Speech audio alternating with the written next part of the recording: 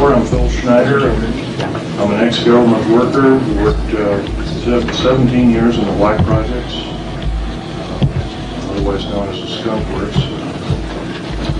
I worked predominantly helping to design and build extremely deep underground military basing.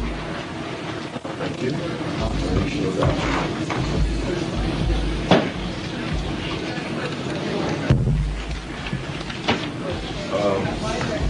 Give you a short overview of my background. I'm a structural engineer, both aerospace as well as military applications. Graduate of University of Missouri as well as University of Manchester, England.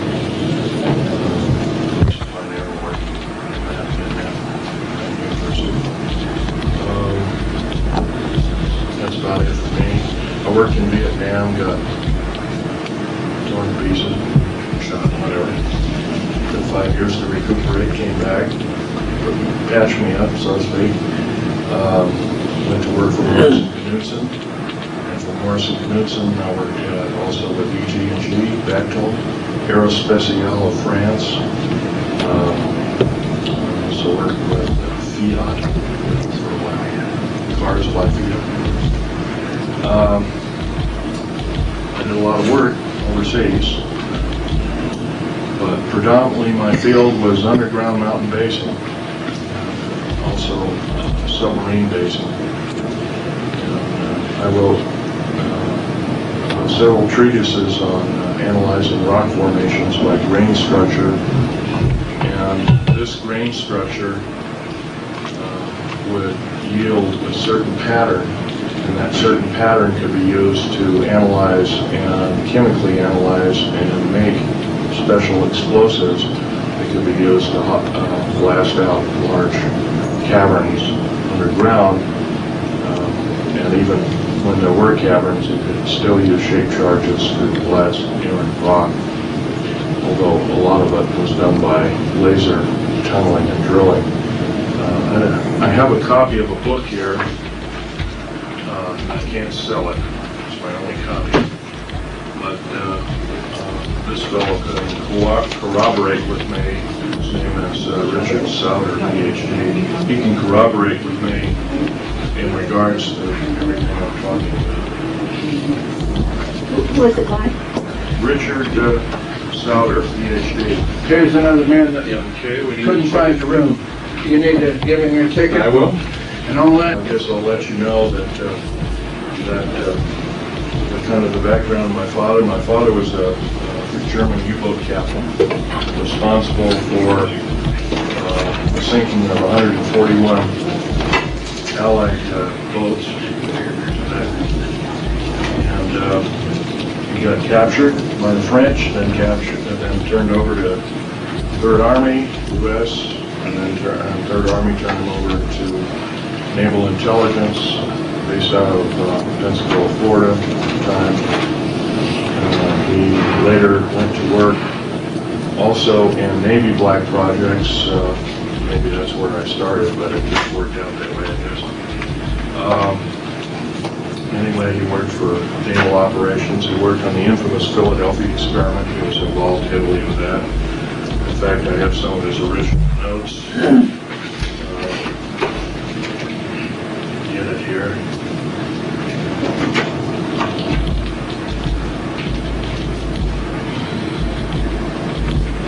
If you don't mind, let's wait a second here. I thought I included them, but I guess I didn't. Strange, they were right here too. Oh, here they are.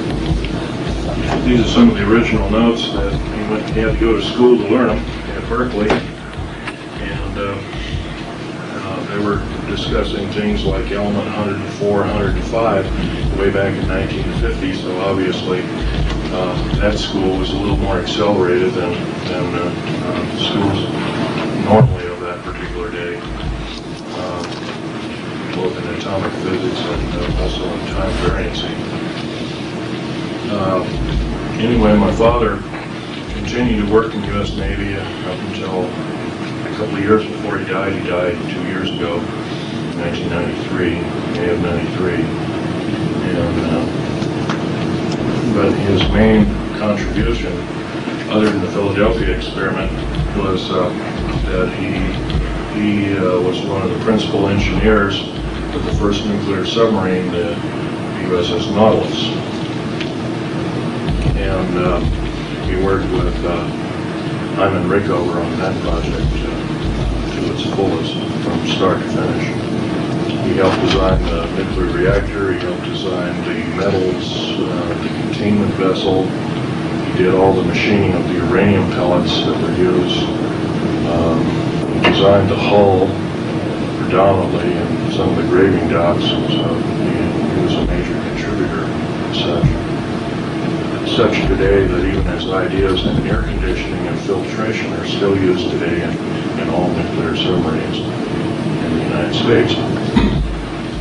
So, that's so much for my father. He taught me a lot. He's a pretty silent fellow over time. He told me that I shouldn't work in the black projects in the desert regions. Of course, I told him I'm sorry, I have to work for a living. And in the early 60s, mid-60s, construction work didn't pay really tremendously. And that's where I got to start. One thing led to another. And when I went over to Vietnam, I got 10 times what a normal construction worker would get. But then the risk was pretty big too. And when I got hurt and recuperated some 5 years later, I got hurt in 1970, and by 1975 I was bouncing around again. And so at that time I went to work for a number of contractors who were primarily underground base builders. And of course, I might give you a brief overview. The first underground bases were basically old gold mines. Just the tunnels were already there. The first missile base, as a matter of fact, I believe it was in northern Montana. It was an old gold and silver mine. And the missiles are still in the old air shafts. The air shafts are re-drilled out and everything. They made a semi-hardened missile base out of an old gold mine, which is kind of unique, saying the least. Well, basically the main part of the talk will deal with what I faced underground. Is there anybody here that is in the frame of mind that they can't take gore or that kind of thing? If there is, there might be a problem because I'm going to get rather graphic. I don't like it, but I can take it. Okay, I'll tone it down a bit. This workshop basically is everything that I missed in the main talk yesterday. And of course, it's pretty hard to cram 3.5 or 4 hours talk in 15 minutes. I've divided the talk into three topics. I'm going to talk about D.U.M.B bases, deep underground military bases, called D.U.M.B bases. Right now there are 131 of them, 129 are fully operational. Each one averages about 4¼ cubic miles hollowed out underground at an average depth of 5,000 feet down. Now, of course, some of them are shallower, some of them are deeper. They're strategically located. They were initially built to protect the President of the United States and the government in general, the federal government as well as the political government. Somehow the sheer number of 129 bases with basically the size of a medium-sized U.S. city is kind of unfathoming when you're dealing with maybe only 10,000 people in government that would be saved during a nuclear holocaust or war. So obviously these bases have other ulterior means. Some of them have already been used to in-house alien beings. Our government chooses not to let this out to the public for two reasons. Their first main reason is that they don't want to panic the public. And their second main reason is that they don't want the public to know the alien agenda. My first part of my talk will be talking predominantly about the alien agenda and what it means for us on planet Earth. And it's going to get pretty graphic. The alien agenda basically is thusly. Aliens of 11 distinct races have been arriving here on Earth in mass since 1946, predominantly, and maybe earlier. Actually, probably the Bikini Island was one humongous underwater UFO base, basically flying disc base, and that was known in the early 1940. It was March of 1940 it was known that there was a number of this activity at that time.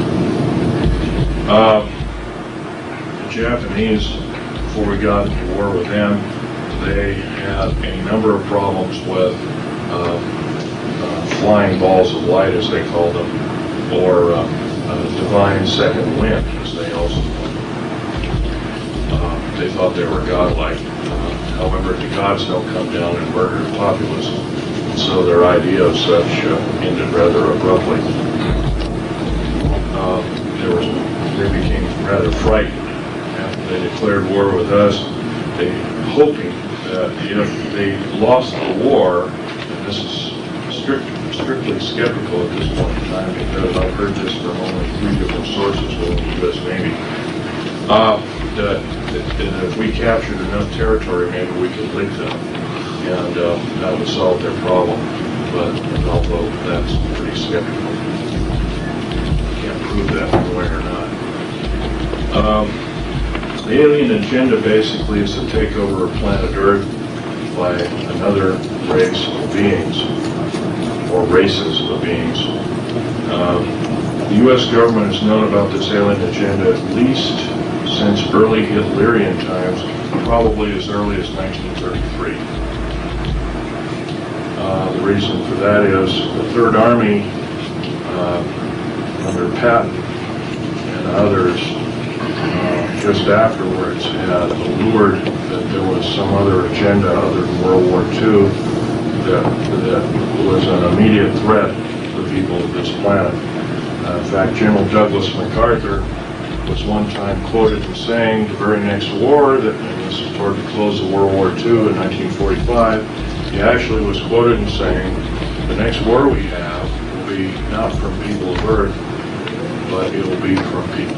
The World War, talking about, or worse, will be from races from the stars. And of course, this spawned a lot of speculative science fiction writing and that kind of thing like that. He was always, from then on, he was kind of looked at as a doddering old fool. He was a very visionary man, saying the least. If anything, he knew about the alien agenda in World War I times. Let me go further back in history. The first UFOs seen and occupants seen in caves and in and around Truth and Consequences, New Mexico, were spotted by U.S. Army cavalry in 1909.